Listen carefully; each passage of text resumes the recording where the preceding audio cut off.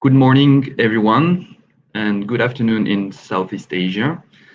Welcome to this new edition of Research Conversation, so the research webinar of the French Agency of Development.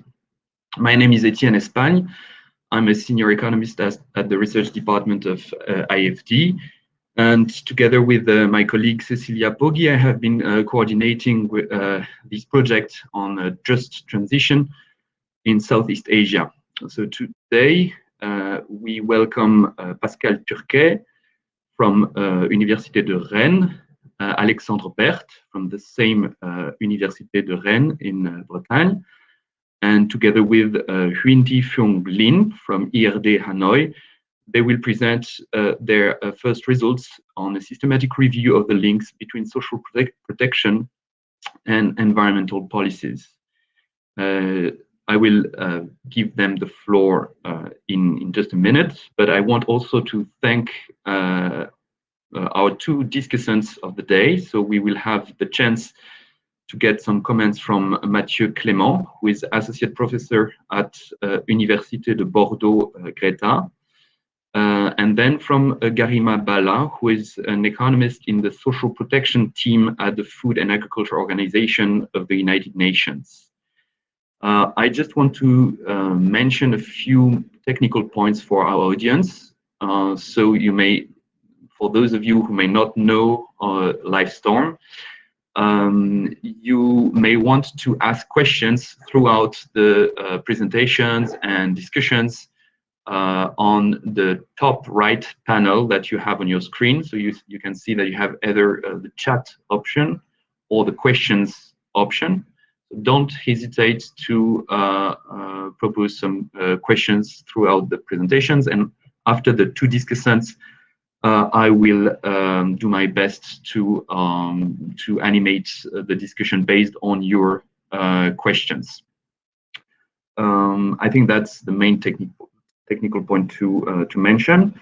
And without further introduction, I think I will welcome Pascal and Alexandre, who will be presenting their paper. Pascal, Alexandre, you have 30 minutes maximum to present before the discussion. So the floor is yours. Thank you so much. Could we have the slide, please? Yes, thanks.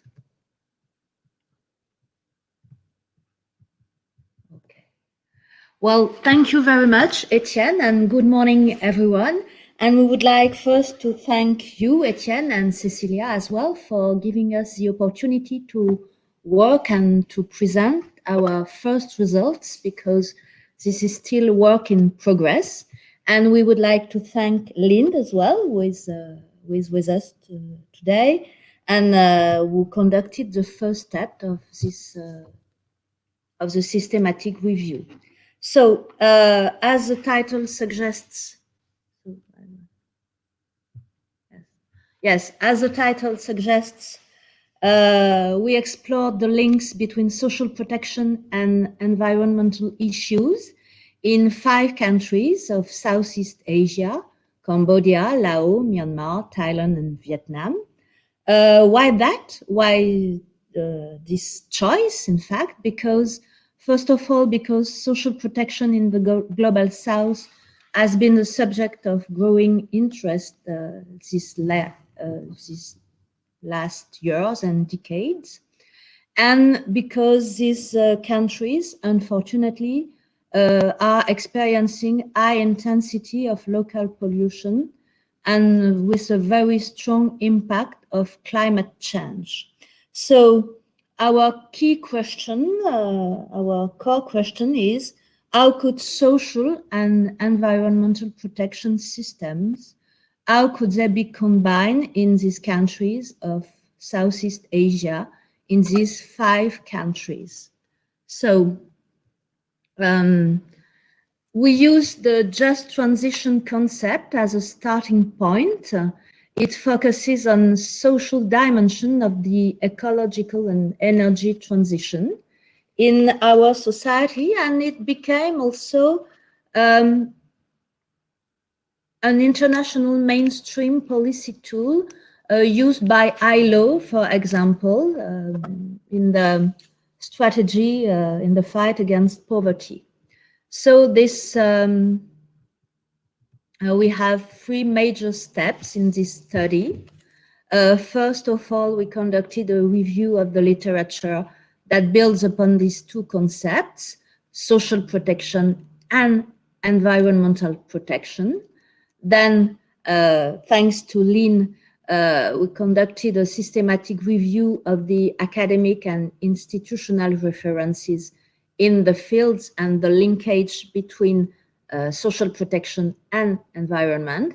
And then we are going to try to give you the first results of our political economy analysis based on the results of this, this systematic review.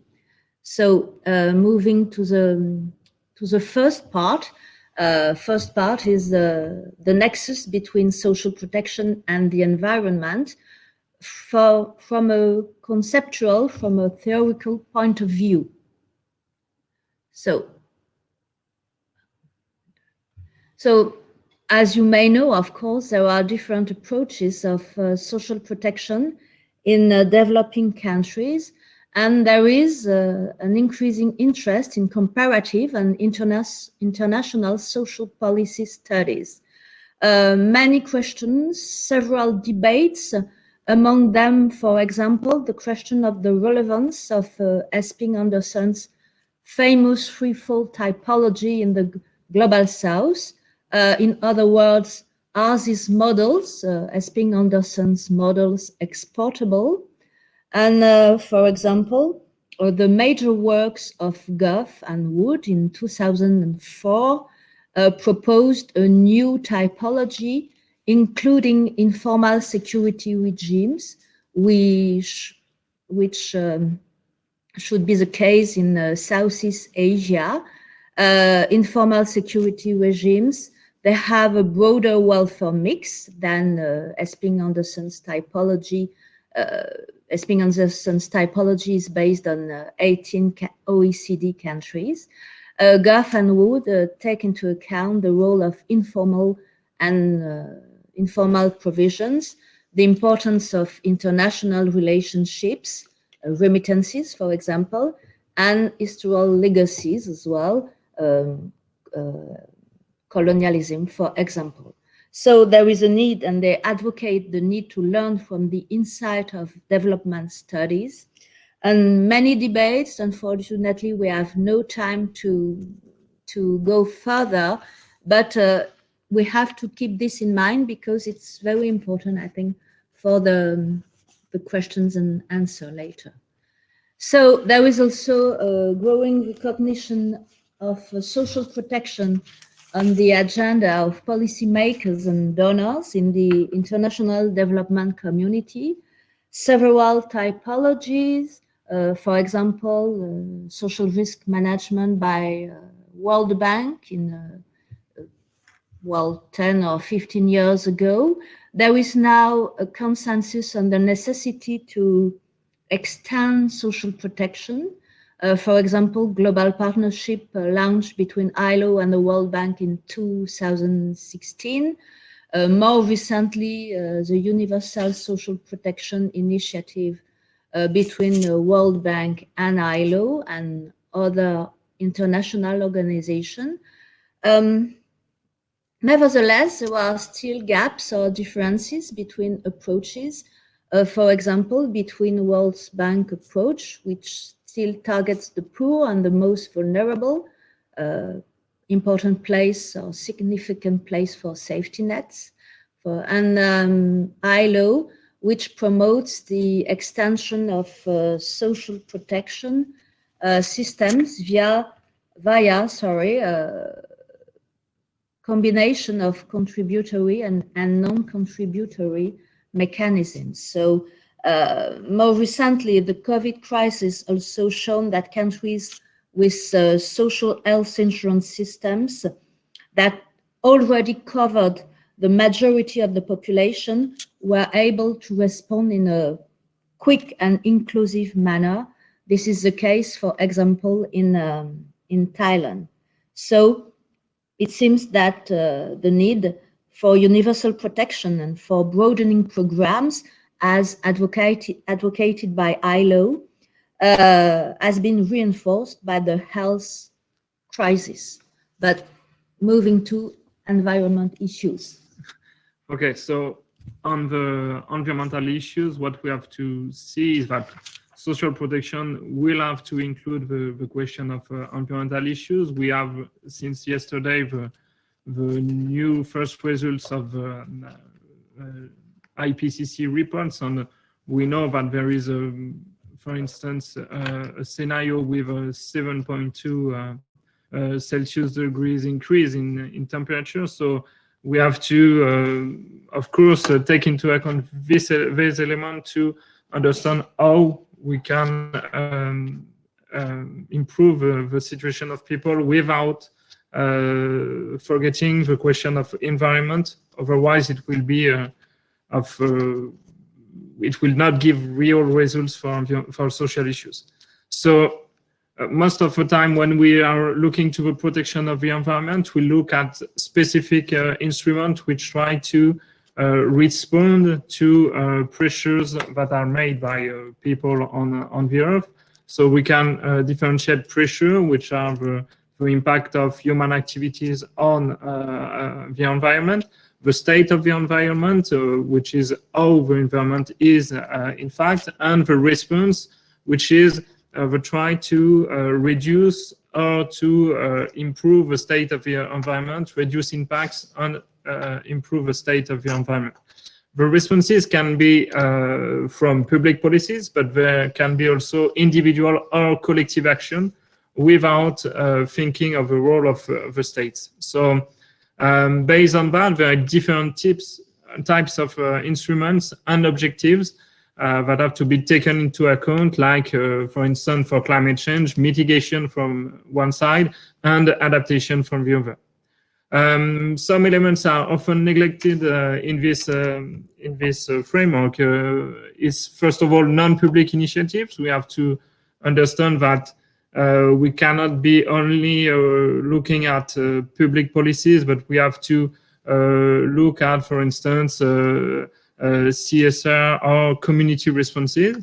Also, we have to understand that there is different way of viewing environmental protection. The first is to consider that environmental issues can be ignored like there was a few years ago. And after, what has been done is mainly to address separately the question of the environment, to consider that we have to reduce the impact of human societies on the environment, but not to see how this is linked with other public policies and with other social actions. And the next possibility in an institutional way of viewing is to see how the necessity to engage modification in the way we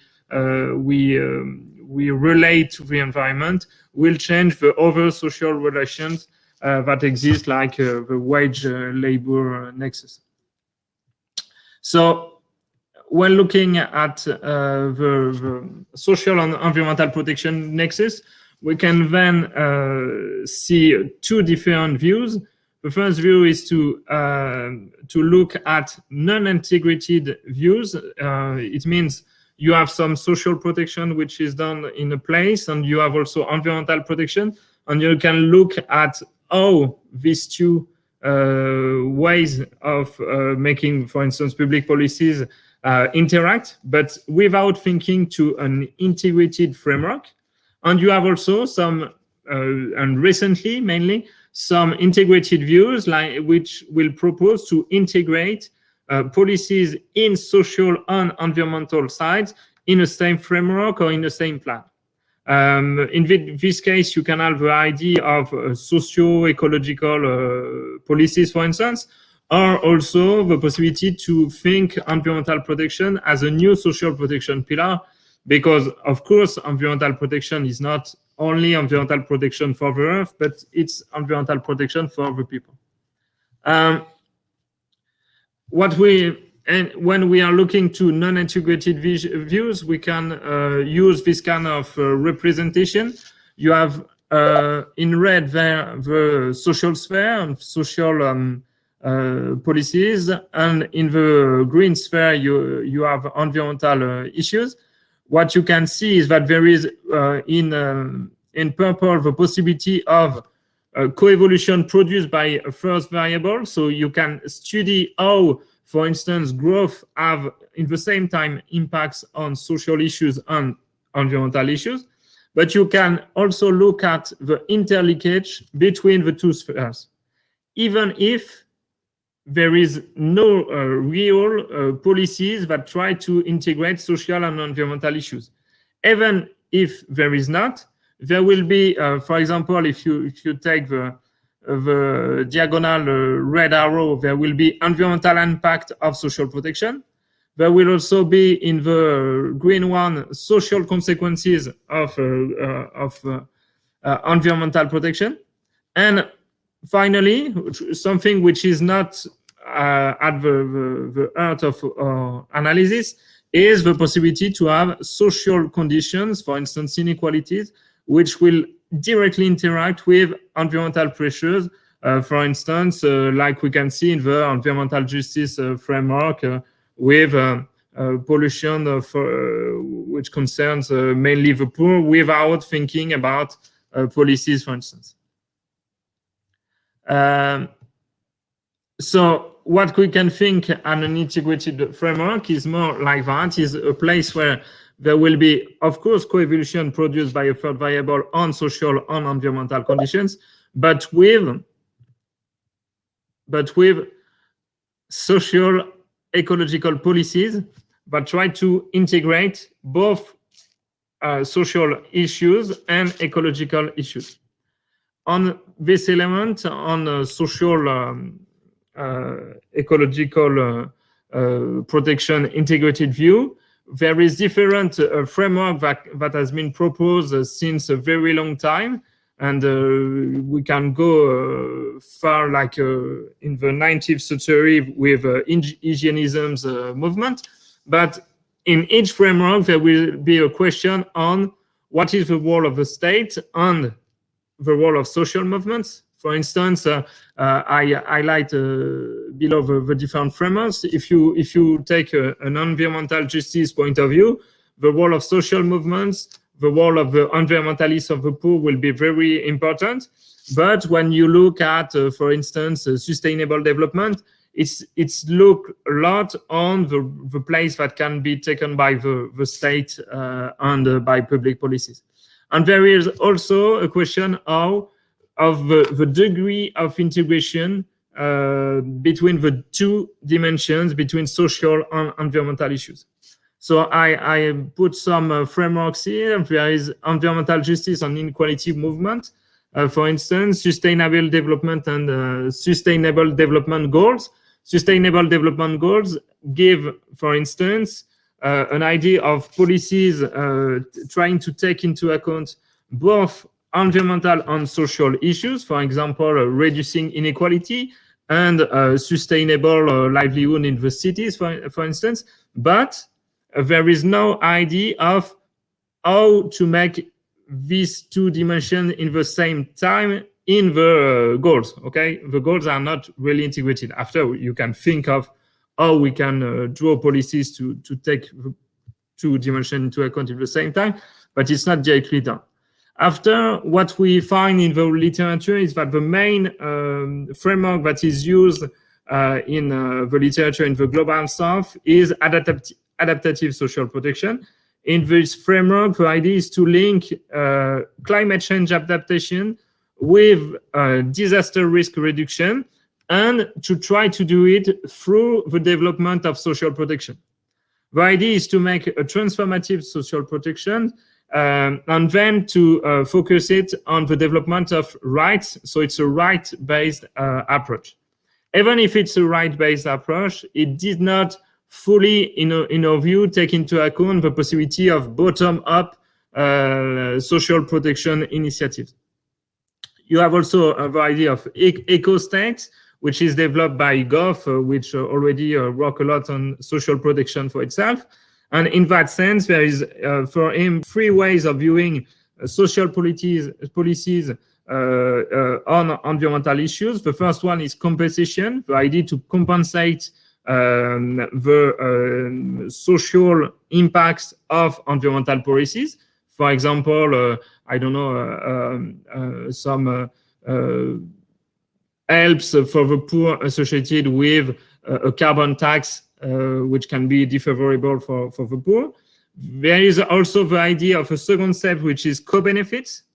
Is to try to identify all the win-win potential strategy. For example, to try to make greener, lower energy consumption for heating homes of poor people, and in that way you will have less energy poverty, and in the same time less consumption of hydrocarbons, of fuel, for instance. And the last possibility is the possibility of eco-social state. In this view, it's a more integrated view, because in that sense, you will have to take into account the fact that there is no possibility all the time to have win-win strategies. So it's the idea that the way we build our societies for the next century has to be rethought in a way that able to protect the earth, and sometimes there will be to, for instance, less consumption of some categories of people. There is no always win-win. And there is also some non-public intervention frameworks. There is, for instance, CSR on private firms' side. There is also a literature on community response, and especially on common pool resources management at small scales, and also the possibility of just transition that Pascal already developed before. To analyze after on the specific case of Southeast Asia, the existing literature on the interlinks between environmental and social protection, we did with the help of Lean, a systematic review. The idea of the systematic review was to use, like Armstrong proposed, use a transparent and systematic process to define a research question, search for studies, assess their quality, and synthesize findings qualitatively or quantitatively. A crucial step in the systematic review process is to thoroughly define the scope of the research question. So the scope of the research question is all the theoretical background that we try to show in the first part of our presentation.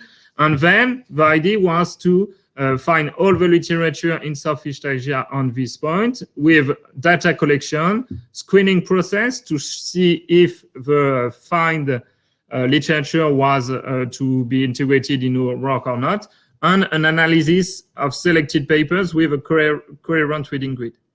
What we've done is then to collect the data, and this is mainly Lean that done this part of the work. The data collection is based on various original literature databases to capture both gray and academic literature. It was for us a very important point to be able to see what is done in the academic literature, but also by international organizations. We only focus on literature written in English, and we use what we call a PECO equation. PECO equation is to identify population, exposure, comparator, and outcome. On each of them, you will try to identify keywords, and with these keywords, you will be able to capture all the literature concerns. We have to modify a little bit PECO equation because we not really have an exposure on an outcome side. We have both environmental and social issues that can be in an outcome, or that can be an exposure one. So we finally have something like that with all the keywords that we use on geographical zones keywords, on social protection keywords.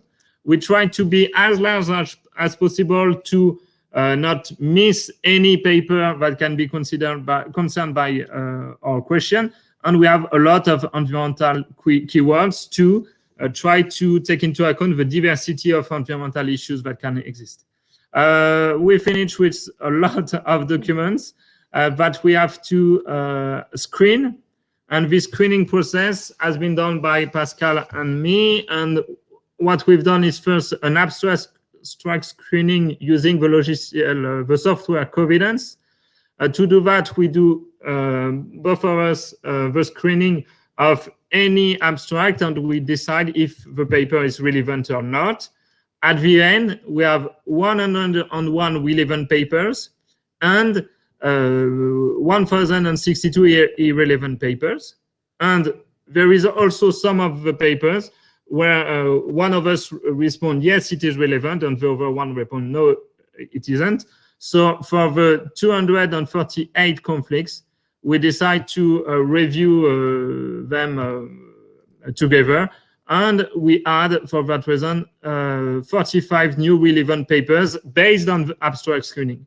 So we have 136 publications, and we did a full screening. So we read these papers, do a resume for each text, and we identify finally 30 relevant papers. But we also, for conflicts and for papers we exclude at full screening, we decided to complete a database explaining the reasons why we consider the text are irrelevant. So at the end, we consider that there is some papers that are fully irrelevant, some that are at the peripheral of our subject, and some that are on the core of it, and this is 30 papers. And I will after let Pascal present the results. The last thing I want to present here is that after we decided to construct for the 30 papers and two tables, one for academic literature and one for grille literature. And for each paper, we try each time to identify the actors, the one who implement the mechanisms, and the one who are beneficiaries, and also the tools that are explained in the papers. At the end, we have a whole table, and after we try to give some results and discussion based on these different papers. Yes, and moving to the third part, results. It's still an emerging nexus in movement. And first of all, a few words about the papers we excluded in the second stage. I think there is a mistake. It's not 102, it's a little bit more, but it's 112 or something like that. We had the reasons that led us to exclude this paper in the second stage of this work were that, from our understanding, these papers were not relevant at all, or they were not fully relevant. So we built a 4-category analysis, a 4-category grid, and you can, as you can read on the slide, the first one, we had papers about disaster risk reduction, but no explicit link to climate change, in fact. So no direct link with environmental issues. Of course, these papers could become, of such analysis, could become relevant if climate change exacerbates the disasters. But for the moment, they were not. Second category, it was general literature on social protection, in agriculture, aquaculture, forestry, And there was no link with environmental issues. The third category, it was about the social environmental nexus, but there was no link with social protection issues. In fact, it was not a social protection point of view. And the fourth one was producing environmental goods and restorations. Not so many references here, but these goods or these services, in fact, were not thought as poverty alleviation solutions or tools. They were not thought as social protection tools or social protection measures, in fact. So here is a description of the 30 relevant papers, because at the end we obtained 30 papers which seemed to us were relevant, and we decided to have another typology based on different criteria that we considered the area, as Alexandre told you, the type of measures or policy put in place, the actors implementing them, and also the link between social policy and environment, and the beneficiaries of the measures. So we have, once again, a four cluster description, or four category typology. The first is payment for environmental preservation, let's say payment for environmental services. We have 11 references, meaning 35%, and some of these PES are directly pro-poor measures, but other were not. And for other papers focused on the study of the ex post potential benefits of these PES. Cluster 2 focuses on the necessity to reduce vulnerability of poor people. It gathers 14 papers, about 46% of our references. So quite a classical problem of environmental justice.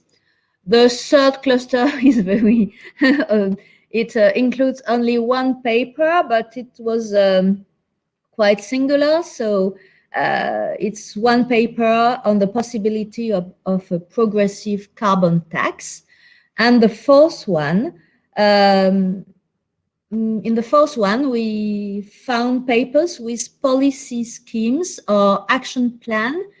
And yes, social and environmental policies were in the same general scheme, but they didn't take into account the potential linkages between these two dimensions. So that's why we consider that these two dimensions were in parallel in these articles.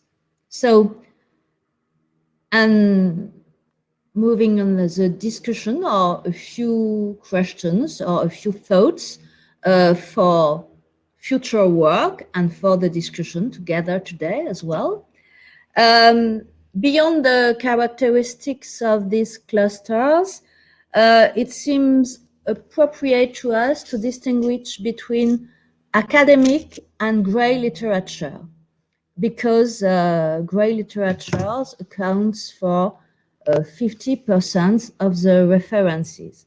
And there were quite differences in the approaches of academic papers, rather tend to assess the effect of environment tools using microeconomic analysis to do so, while the institutional reports, grey literature, includes many institutional reports, World Bank, FAO, ILO, for example. And these institutional reports logically emphasize the programmatic dimension, of course, and most of the time they use the adaptive social protection framework Alexandre presented a few minutes ago. Regarding the actors implementing and funding the measures, state, international organizations, and NGOs. But more surprisingly, private companies such as multinational firms were quite absent of our results and as a CSR measures as well. So does this result reveal a bias in our analysis? Maybe. It's also possible that the lack of results on these subjects reflects the existence of a blind spot resulting from the absence of private company in this social debate. In the debate, it doesn't mean that they are absent in the country or in the region, of course. So, as a matter of fact, the target was always in all the 30 papers, the target were the poor and vulnerable as small-scale farmers, fishers, and more generally informal workers. This was clear, whatever the definition used. The described tools were most of the time pro-poor tools or assistant-based measures. And more generally, the social insurance issue was quite absent and was not addressed. And it was the same for occupational welfare, which is quite consistent with the former result of the absence of private companies' social policy. So, moreover, the analysis focused more on tools than on broad policy or social welfare model. There was no link with the first section, for example, of this presentation. No comprehensive views of social protections, and these questions of the context of implementation, existing social schemes, colonial heritage, for example, they were not addressed in the papers we found.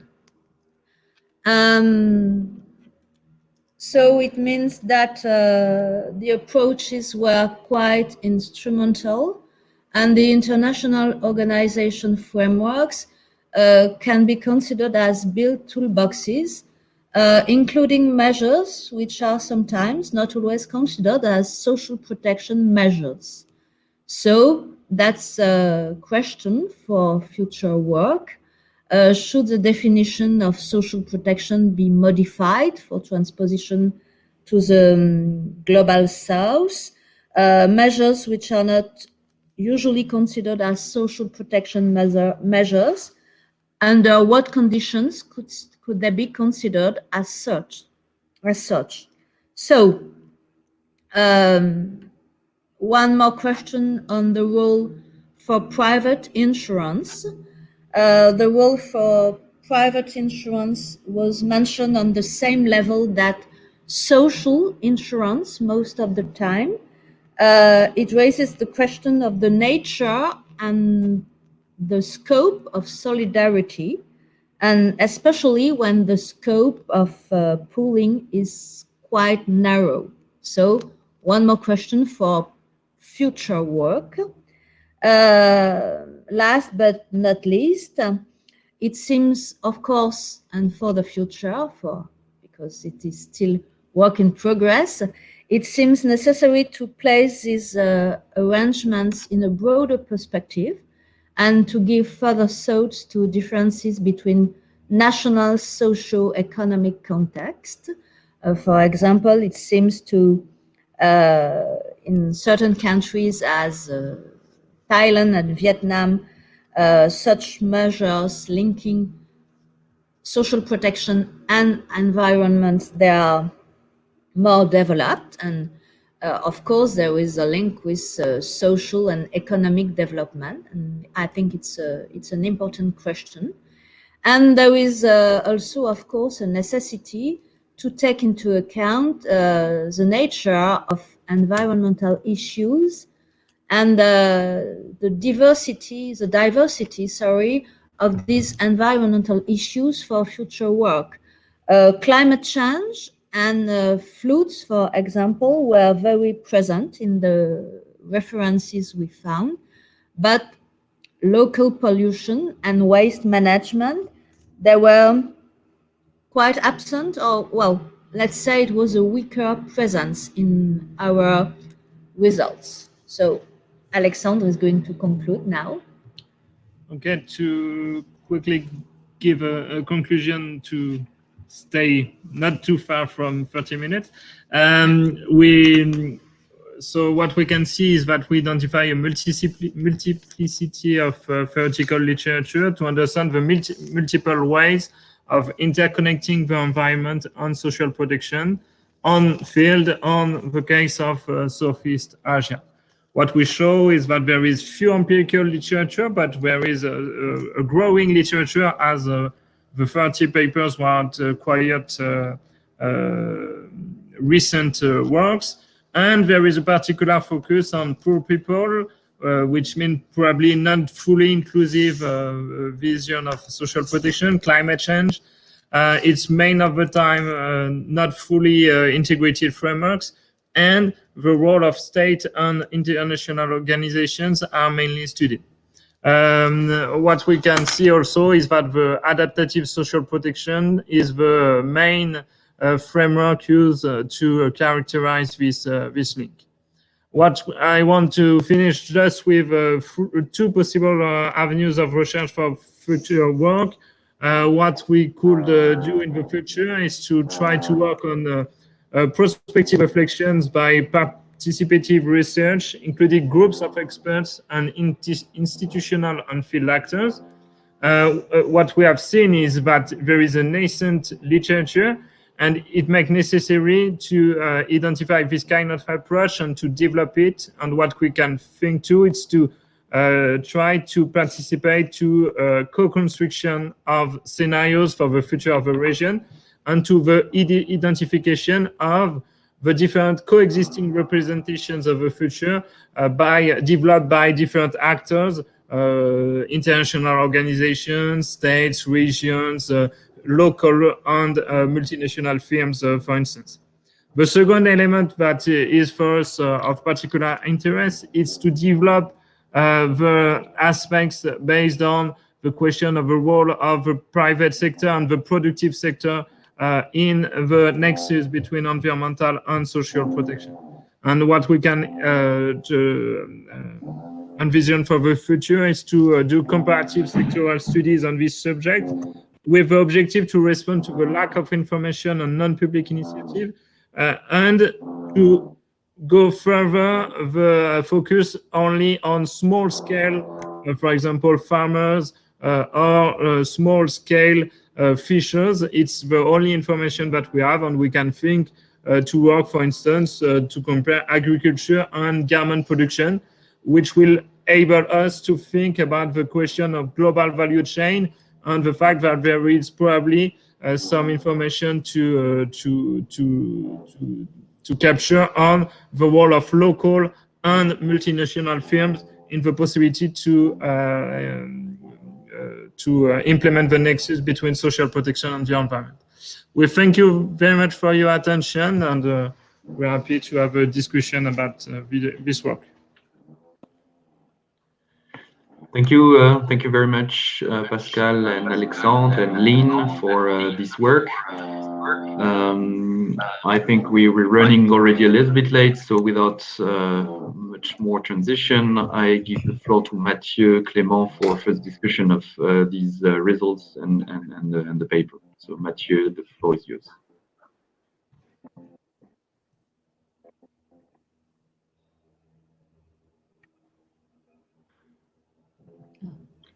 Vous m'entendez? Oui. Yes, we can hear you.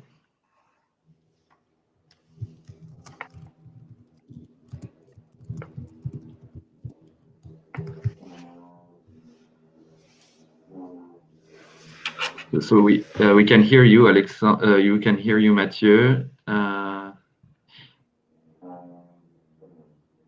Okay. So can you hear me? Yeah. Okay. So sorry, I cannot hear you. I think it's a problem with my microphone and my headphone. So I will discuss the paper, but it's quite strange.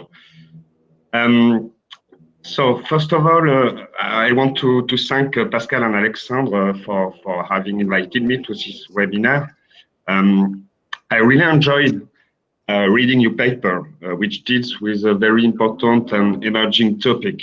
And as a development economist working on inequalities issues, their consequences, and the underlying policy implications, understanding how social protection and environmental protection may be linked is of particular interest.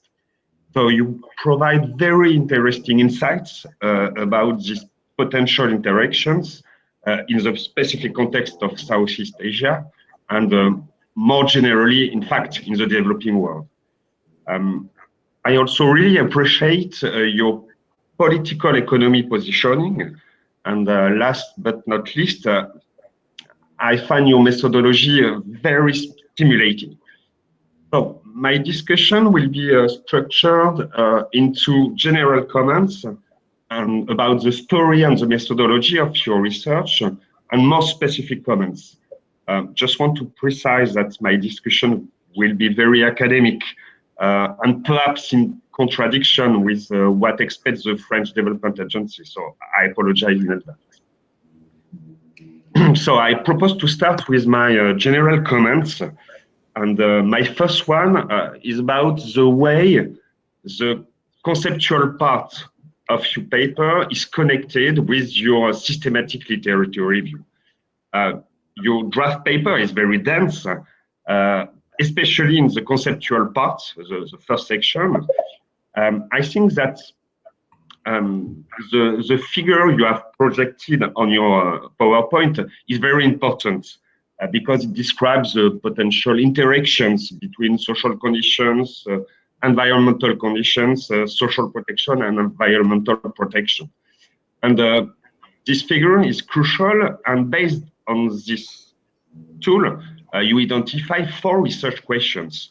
So it's not clear for me how the systematic literature review is connected to these 4 research questions. I'm not sure, in fact, that you answer all these questions. So I like to hear from you about that.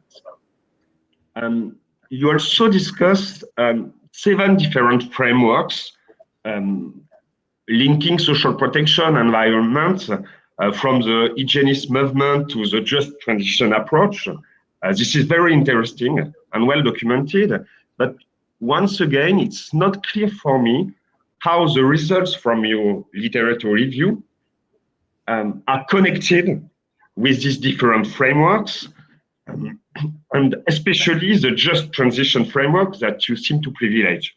So I just want to have precision about this connection between theoretical frameworks and results from the literature review.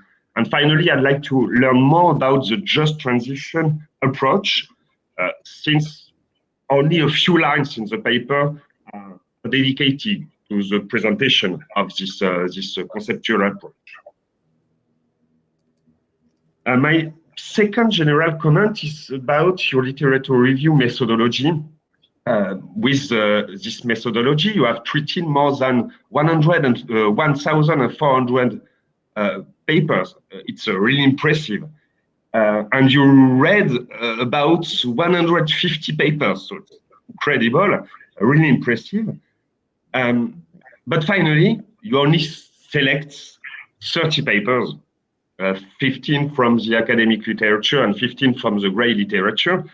So I am provocative, but I was wondering if a simple and more pragmatic procedure, as usually adopted by researchers in social sciences, would not have resulted in the same selection of papers.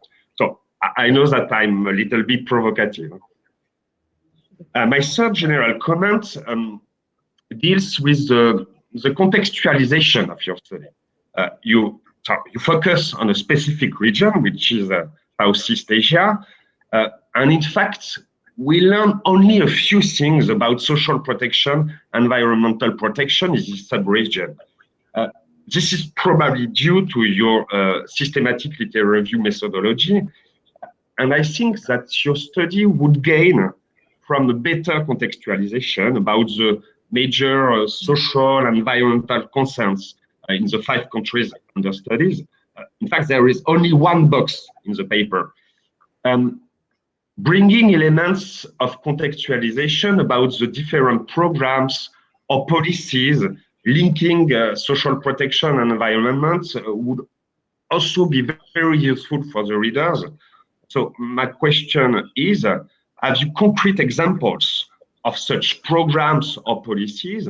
And if yes, what are the objectives of these programs or policies? Who are the actors involved? And what are the impacts on social and environmental conditions? Now let me turn to my specific comments. So my first one is about the literature dealing with the diversity of welfare state regimes. How, as you explain in your paper, there are several challenges associated with the transposition of this framework to the context of developing countries. A few years ago, with a team of development economics in Bordeaux, we worked on this issue. In fact, on the issue of the diversity of capitalisms in developing countries, part of European Union projects. Our objective was to identify different models of capitalism by focusing on 7 institutional domains.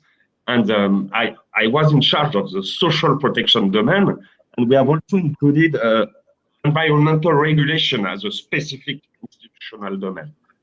Perhaps it's not advertising, but perhaps the book we have published as part of this project may be helpful, since 4 countries you study are in our sample of countries.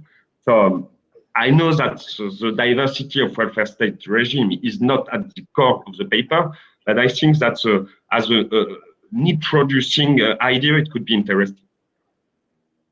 My second specific comment deals with means-tested social protection programs. In your paper, you take a critical view of such programs by referring to drawbacks on page 9, and later you mention liberal residual social protection.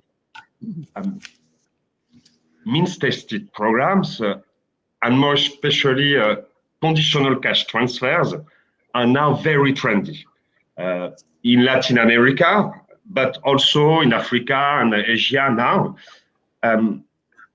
Why they are trendy? Because they are less costly than universal programs, and also because they have significant positive impacts on poverty reduction. So there is an extensive literature showing that. My question is once again provocative. What do you think about this kind of programs?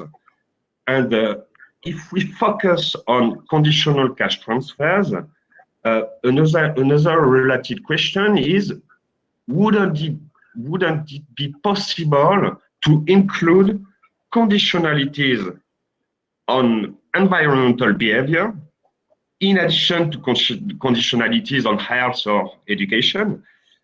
So have you heard about this type of experience, not necessarily in the Southeast Asia region? And if yes, is it a relevant option? And my last comment is about the structural characteristics of developing countries that can explain why the introduction of the same forms of social protection as the ones prevailing in rich countries is a difficult task. You mentioned some obstacles in your paper, the issue of informality, for instance. You also mentioned the role of clientelism. However, you never mention other important obstacles, such as financial constraints. Financial constraints imposed to the state or public authorities, but also to households.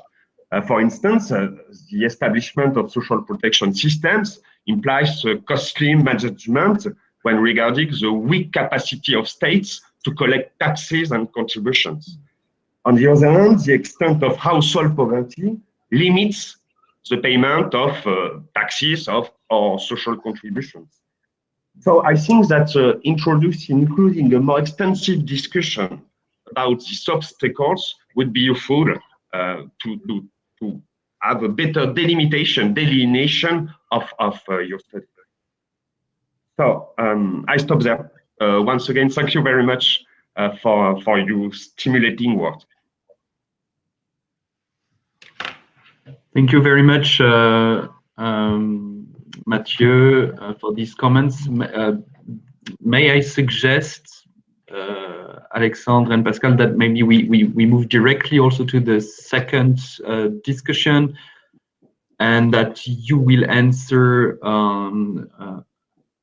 only once, and we will give you more time to answer for both discussions. I know that there are already many questions in Mathieu's comments, but I think it's also a good way to avoid to repeat things as well, and we have already a tight schedule. So Garima Bala, the floor is used for a short discussion of this presentation. Thank you very much. Great, thank you. Can you hear me? Very well. Okay, great. So first of all, thank you so much for having me as a discussant for this paper. I very much enjoyed reading it.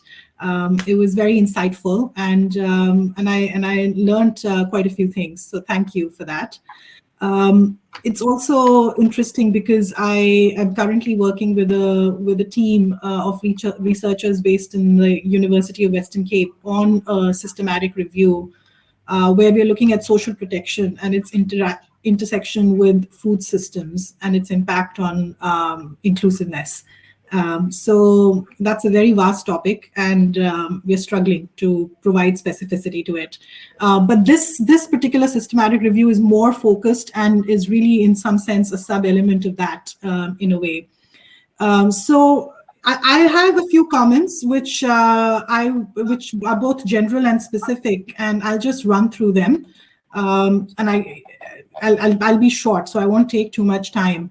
The first one is just on the definitions. So in your first part of the paper, where you're providing the theoretical concepts and frameworks, you spend quite a lot on definitions.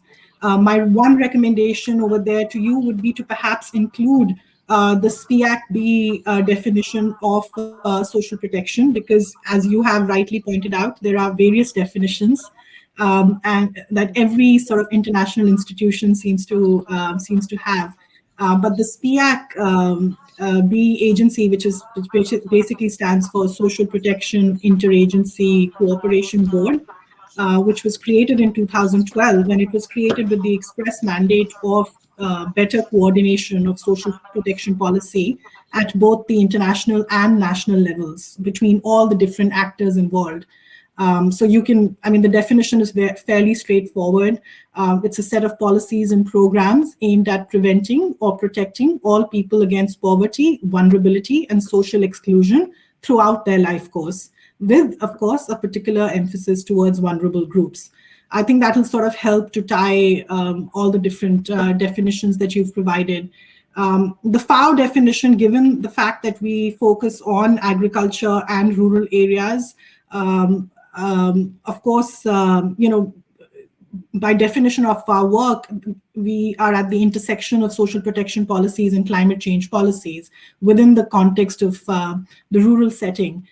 So as a function of that, our definition actually very expressly talks about social protection as a set of policies and programs that address economic, environmental, and social vulnerabilities. And the approach is basically in terms of promoting resilient livelihoods and sustainable management of natural resources.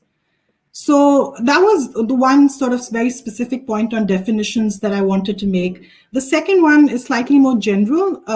It's overlaps with what Matthew just mentioned. I found that while just transition, the topic is just transition, but in actual fact, you are covering more ground than just transition. It's not just about making sure that the income and livelihoods of all those who are negatively impacted by this structural transition is factored, but you actually focus on, at a more general level, on coherence between social protection and environmental policies as a whole. So I was wondering if you wanted to perhaps think about including some literature on coherence. So the institutional aspect of how do you actually bring these two sectors together.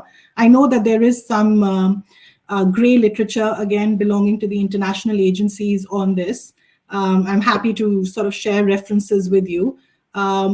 But also there is a global agenda that you might also want to sort of highlight, where they talk about an integrated cross-sectoral approach to tackle climate change and poverty reduction and sustainable development. And I mean, the two landmark sort of global agenda events were, of course, the Paris Agreement, and then there's the Sendai framework for disaster risk reduction. The Sendai framework actually very specifically emphasizes the need to promote social safety nets and social protection. So that might be something that you might want to consider. The other thing that I wanted to reiterate, like in the second section where you start talking about the results of the systematic review, and again, very impressive. That's very exhaustive list and number of papers that you've have gone through. But I was left a little, I was left sort of trying to understand what is it that the 30 articles that you finally selected, what have we learned from them? I know that you have a discussion section, but I think maybe perhaps expand on that a little bit. My one suggestion, one idea over here is that perhaps you could add a 9th variable that you have in your consolidated table, which that 9th variable could perhaps be the type of studies. So could you indicate what type of study was this? So was this paper an evaluation study? Was it a theoretical study? Was it conceptual? And that might actually help to for the reader to know, okay, so what is the knowledge that these 30 articles produced?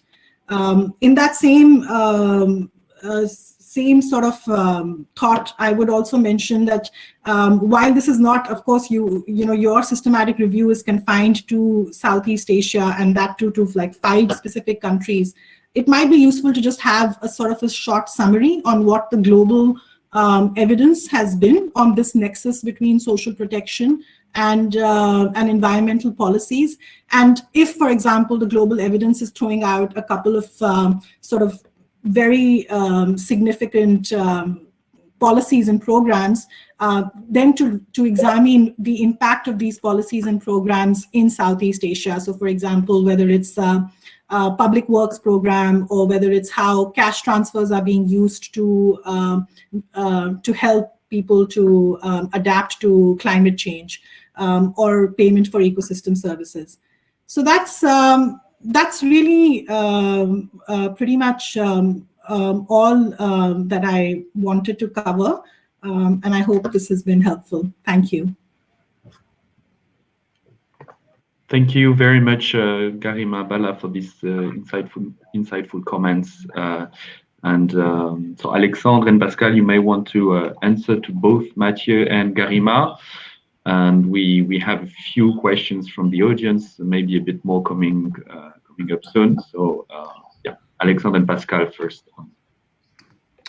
Yes, thank you very much for your comments. It's a work in progress, so we will probably have to do a lot more to identify precisely the nexus. On the first general comment of Mathieu, of course, I think that we have to betterly link conceptual on the results part, parts. We try to do it in the discussions, but you're right. For instance, in the first conceptual framework that we show, I don't know if we have still the slides somewhere, but for instance, the line which is linking directly social conditions and environmental conditions is for us out of our scopus, because there is no links through policies in this case and through protection. This is more of a link, the direct link between inequality or poverty and environmental issues, and this is of course out of our scopus. So of course we have probably to betterly show the various links, but what we can say is, for instance, that ASP, so adaptive social protection, is the mainly used framework, and this framework mainly try to identify social solutions to avoid the consequences of environmental conditions on social issues. So there is something like a nexus which is more on how to design new social policies on this point. And the difference between the two parts is the fact that there is some papers that are on non-integrated views. If you take, for instance, the first category of papers, you have papers on payment for ecosystem services. On these ones, there is some that are on payment for ecosystem services that are put into practice, and after, so it's not integrated, after they ask the question of, is there potential consequences on social issues, and can we try to give some correction on it? And there is also papers that are directly on integrated views. And you ask a question on additional cash transfers. It's look like that because it's the idea that, okay, we will give people to we will give money to poor people, exclusively to poor people, mainly to poor people in rural areas which live from agriculture, for instance, and we don't give them without any conditions. The conditions is to produce payment for ecosystem services. So in that case, it's clearly an integrated policy, and it's not clear if it's a social or an environmental policy.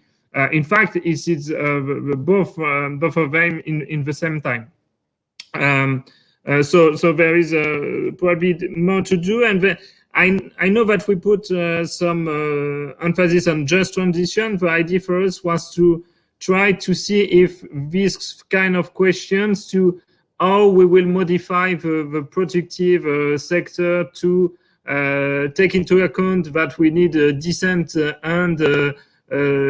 jobs and include people in the transitions, and at the same time to do the ecological and energy transitions. Was our main interest, if I can say, but there is few evidence on this dimension. So it's probably why there is some difference between theoretical and results on this side. For the systematic method, you ask if it is useful. I think what is the most useful is the fact that we can be quite sure that if you reproduce the method, you will find the same results. So it's kind of robustness check for that. And the second one is the fact that the peripheral literature will be probably harder to identify without doing that. So it also I will say making our ideas in the same time to screening the literature, and I think it's harder to do in a more traditional way of doing. Perhaps I will let Pascal on the other remarks of Mathieu. Yes, thanks. Yes, thanks very much to both of you and for this very interesting and fruitful comments. On the social protection side, if I may, it's true that the first part was about, or the first subsection, in fact, is about social protection and welfare systems and welfare states. And with a link, yes, with the diversity of capitalism. And I know your book and your paper. But the question at the beginning, we wanted to have a big survey of social protection programs in Southeast Asia, or in the 5 countries that we studied, as Karima suggested. And it's true that I think now it would be interesting, but by doing so, it would have taken a lot of time, frankly, and it would have been very, very long. And in fact, social protection is not exactly the heart of our study. The heart of our study is the linkage between social protection and environment. But I think now that you're completely right, and we need to do this to have, but it can't be in the working paper because it would take too many pages. It would be very long. But I think we need, yes, to have this survey of this analysis of the existing social schemes in the 5 countries that we study. And it's true that in the first subsection, there is nothing about the obstacles, as you said, Mathieu, financial constraints, for example. There was at the beginning, and and then it took too much place. But it's true that I focused on the welfare modeling systems, and maybe we shouldn't have focused on this only, but it's true that focusing on this type of analysis are more sociological or political analysis, and financial constraints are not studied. It's true, but of course, we know that one of the most important, most significant constraints are financial constraints. Needs are very important, and there is a big issue with financing and the choices that are made by the state as well. So I completely agree with that, and it means that in the future we have to have a more extensive discussion on social protection issues, on social protection tools that exist, programs that exist and that are developing, and on the constraints, social and economic constraint. I completely agree with that. On the means tested social protection programs, yes, I must admit that I'm quite critical about this, but it's true that it's very, very trendy, but less costly. But it's quite a problem when means tested are put in place, means tested tools are put in place, because it's difficult to target people who need these programs. And sometimes it's, for example, there are big differences between some tools. I think to South America in Progressa in Mexico and Bolsa Familia in Brazil are not the same program. So it depends on the way the program is put in place and on the target.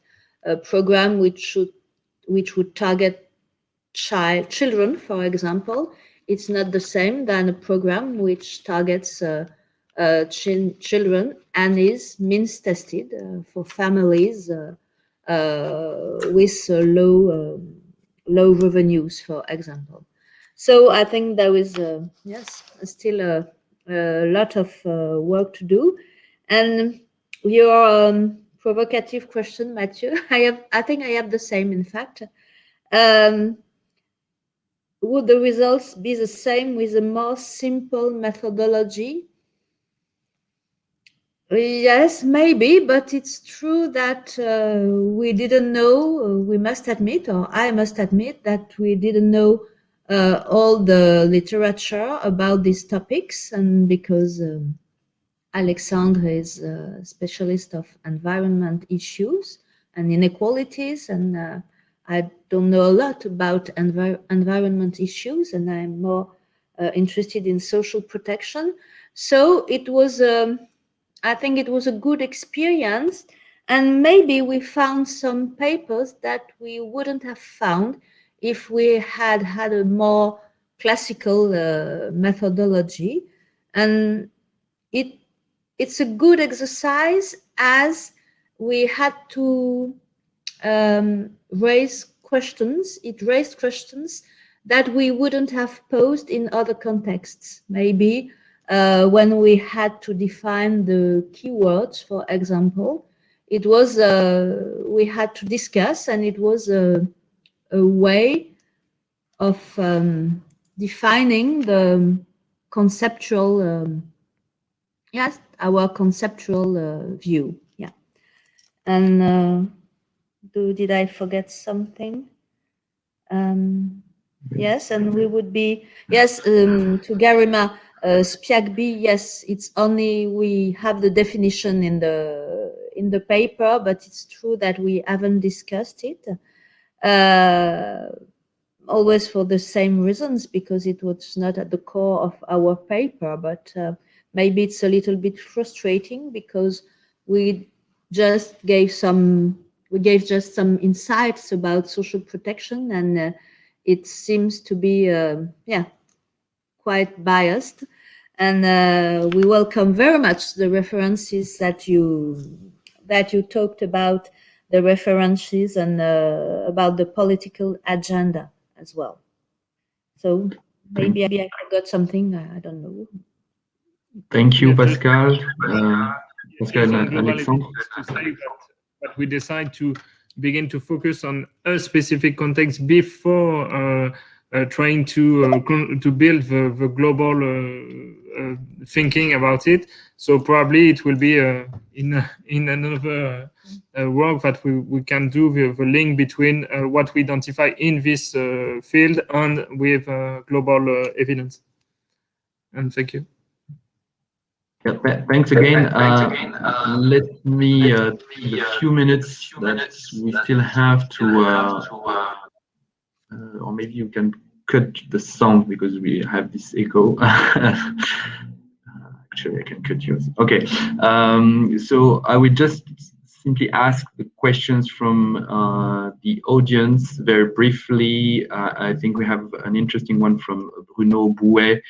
About the disciplines of the papers that were finally retained in the analysis, and the question about the potential use of development anthropology, like the one developed by Olivier de Sardin in Africa, as an appropriate discipline for studying the context of application of these public policies.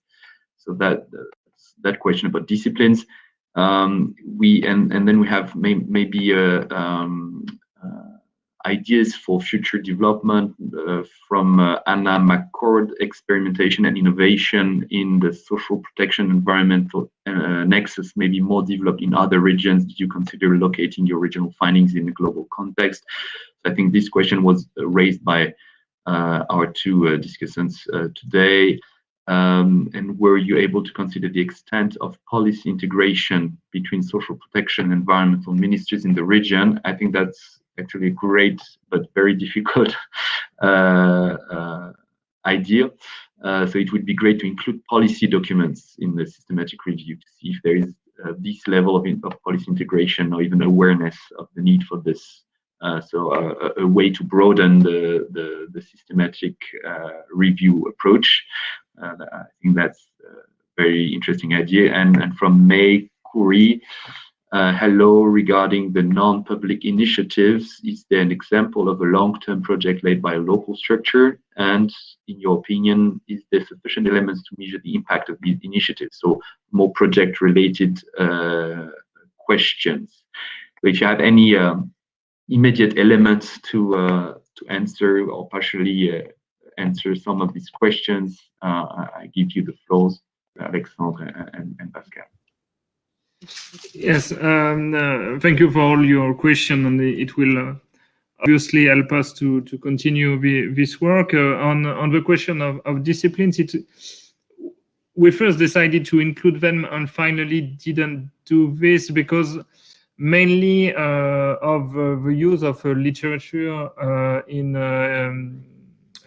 gray literature, we did not identify the disciplines, and even in the academic literature, it was not clear if there is a significant role of its dimension. But of course, I think we have in the conceptual side more political studies and economic studies, and probably there is some necessity to include other perspectives. But there is some in the empirical literature that are more sociological or anthropological. There is some on-field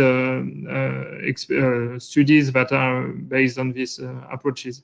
And after on, I don't remember, on policy integration, of course, it will be interesting, but it's need to go in local languages, so it's quite hard to translate all the documents and after write on it. So it could be something that we can probably done with Lean. It's something that FDA already done on other project, but we did not focus on that for this reason. But it will, of course, to be done, and perhaps it will also be done with some interviews with local actors, and that could be a great way also to understand how the policies are built in this context, or what are the different representation of the future in this context from local and state people represented. Yes, just I think Bruno's question was about the papers that we finally selected, the 31, I think, and in fact there are not so many papers with sociological or anthropological view. We found mostly economic approaches, geographical approaches, and let's say management in a more general way.